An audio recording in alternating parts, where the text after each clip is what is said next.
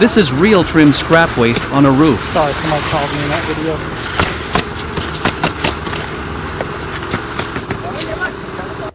These are brand new bundles of packaged cap and starter. This is bundled waste. Trim scrap removed from the roof plus new materials installed on the roof.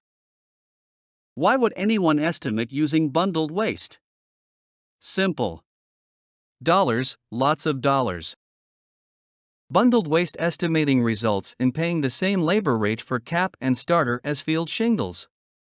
This is incorrect. Using Xactimate pricing, cap labor is 2 times higher and starter is 3 times higher than field shingles. Should these two roofs have the same price?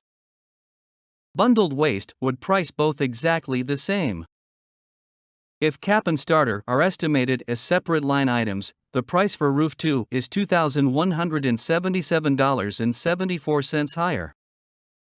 Even the price for the simplest hip roof is $442.75 higher with cap and starter priced as separate line items.